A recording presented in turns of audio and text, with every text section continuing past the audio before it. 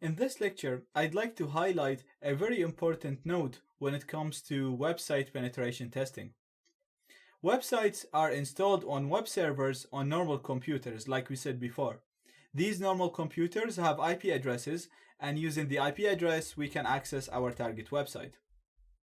Now, in many scenarios, your target website or your target server will contain a large number of websites. So it'll have the website that you're looking for, that you're targeting, but it'll also contain other websites on the same server, so on the same file system.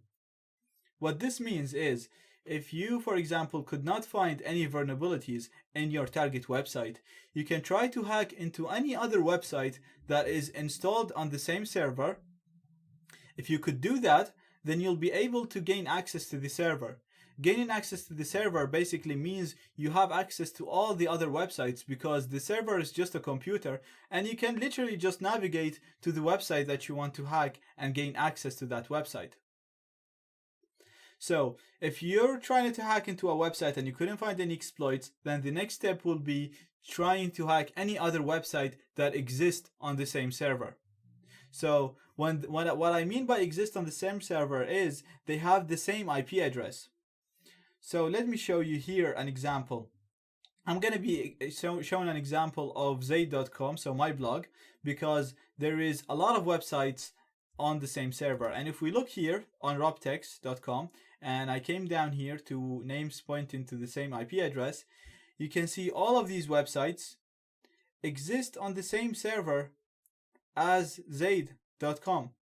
So if you could manage to hack into any of these websites, you'll be able to navigate out of that website and then into zaid.com and then gain full access to my website. So let me just show you here. If I copy any of these domain names, for example, we have this one, reba.me, and I'm just going to go onto my terminal. Now, if I do a ping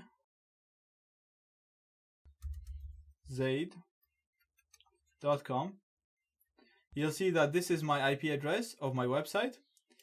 And if I do a ping on one of the websites that exist, and it's for now we're using reba.me. So if I go ping reba.me, you'll see that both websites have the same IP address.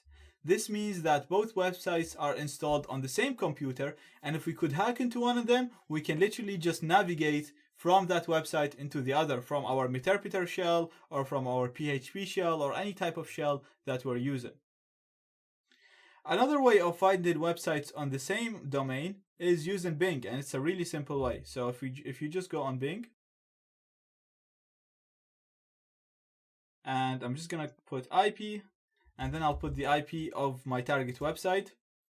Again, you'll see all the other websites that exist on the same server as your target website, so you can literally hack into any of these websites and from there hack into my website and gain access to it. This is very important because in many cases your target could be very well secured, but the server itself is not secure, so you can manage to hack one of the other websites and then navigate through the server to your target.